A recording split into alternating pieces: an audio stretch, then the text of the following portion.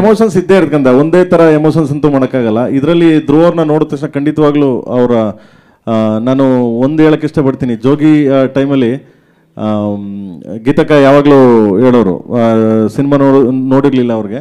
ಒಂದ್ಸರಿ ಕಪಾಲಿ ಥಿಯೇಟ್ರಿಗೆ ಬಂದು ಅವರು ಸಿನಿಮಾ ಥಿಯೇಟ್ರಿಗೆ ನೋಡ್ಕೊಂಡು ಸಿನಿಮಾ ರಿಲೀಸ್ ಆದಾಗ ಹೊರಗಡೆ ಬಂದು ಅಕ್ಕ ಹೇಳಿದ್ರು ನನಗೆ, ಅಣ್ಣನ ನೋಡೋಕ್ಕೆ ಆಗ್ತಾಯಿಲ್ಲ ಪ್ರೇಮ್, ನನಗೆ ಮನೇಲಿ ಬಂದರೂ ಹಂಗೆ ಕಾಣ್ತಾರೆ, ಅದು ಯಪ್ಪ ಎಷ್ಟು ಇದು ಅಂತ.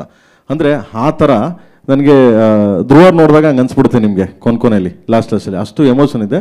ಸೊ ಕಾಳಿದಾಸ ಅಷ್ಟು ಅದ್ಭುತವಾಗಿ ಕಾಣ್ತಾನೆ, ಅಷ್ಟು ಎಮೋಷನ್ಸ್ ಅವನ ಮೇಲೆ ಪ್ಲೇ ಮಾಡಿದ್ದೀವಿ ನಾವು ಕಳೆದ ಸಿನಿಮಾಲಿ. ಸೊ ಅದನ್ನಂತೂ ಹೇಳ್ತೀನಿ ನಾನು, ಓಕೆನಾ. ಆ್ಯಂಡ್ ಅವಾಗಲೇ ಹೇಳ್ದಂಗೆ ಮನಂ ಗೋಪಾಲಕೃಷ್ಣ ಅವರು ತೀರೋಗಿದ್ರು, ಇದನ್ನು ಮಾಡಿದ್ವಿ. ಆ್ಯಂಡ್ ಅವ್ರಿಗೆ ಇಲ್ಲಿಂದನೇ ಶ್ರದ್ಧಾಂಜಲಿ ಸಲ್ಲಿಸಿದ್ದೀವಿ. ಆ್ಯಂಡ್ ಫಸ್ಟ್ ಸಾಂಗ್ ತುಂಬ ದೊಡ್ಡದಾಗಿ ಹಿಟ್ ಮಾಡಿದ್ರಿ. ಆ್ಯಂಡ್ ಸೆಕೆಂಡ್ ಸಾಂಗ್ ರಿಲೀಸ್ ಆಗಿದೆ. ಆ್ಯಂಡ್ ಶೂಟಿಂಗ್ ನೆಕ್ಸ್ಟ್ ಮಂತ್ ಆಗುತ್ತೆ, ಆಗಸ್ಟ್ಗೆ ಪಿಕ್ಚರ್ ರಿಲೀಸ್ ಆಗುತ್ತೆ. And thank you so much, ನೀವೆಲ್ಲ ಬಂದಿದ್ದು, ಯಾರ್ದು ಏನು ತೊಂದರೆ ಇಲ್ಲ ಅನ್ಕೊಂತೀನಿ. Thank you so much. And ನಾಳೆ 45 ಟೀಸರ್ ಲಾಂಚ್ ಆಗುತ್ತೆ ನಮ್ಮ ಇದೊಂದು, ಯಾಕೆಂದರೆ ಹೌದು ನಾಳೆ ಟೀಸರ್ ಲಾಂಚ್ ಆಗುತ್ತೆ 45. ಆ್ಯಂಡ್ ಆಲ್ ದ ಬೆಸ್ಟ್ ಮಗನೇ.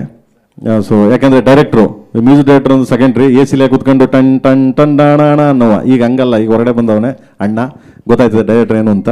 So all the best, all the very best ಮಗನೇ 45ಗೂ. And thank you so much, thank you ಎಲ್ಲರಿಗೂ, thank you so much. Thank you, Prem sir. But I think to end this note,